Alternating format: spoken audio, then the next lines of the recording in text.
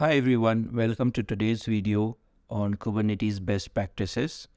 Today we will be discussing the top 5 best practices for Kubernetes.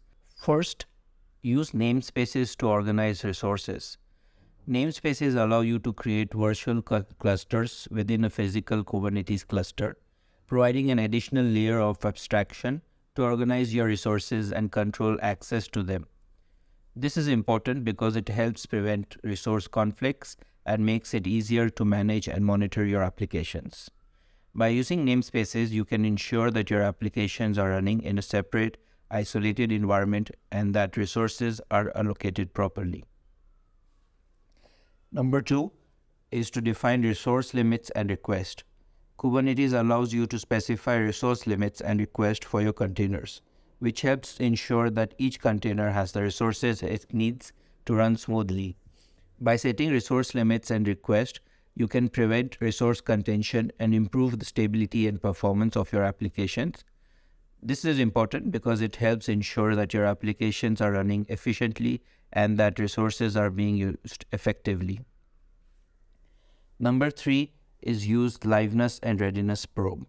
Liveness and readiness probes allow Kubernetes to monitor the health of your containers and determine when they are ready to receive traffic.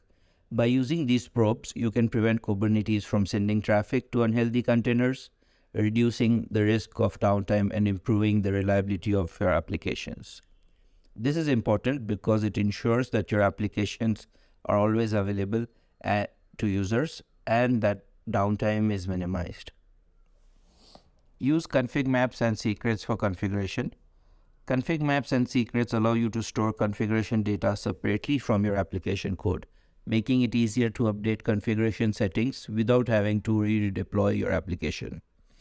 By using CONFIGMAPS and secrets, you can ensure that your application configuration is consistent across different environments and reduce the risk of sensitive information being exposed. This is important because it simplifies the process of managing and updating your application configuration and helps ensure that your application is secure. Number 5, use horizontal pod autoscaler for scaling. Horizontal pod autoscaling, HPA, allows Kubernetes to automatically scale your application based on demand, ensuring that you have the resources you need to handle traffic spikes and reducing the risk of downtime. By using HPA, you can optimize resource utilization and reduce cost while ensuring that your applications are always available to users. This is important because it helps ensure that your applications are running efficiently and cost effectively. By using these best practices, you can ensure that your applications are running smoothly, reliably, and efficiently. Thank you for watching.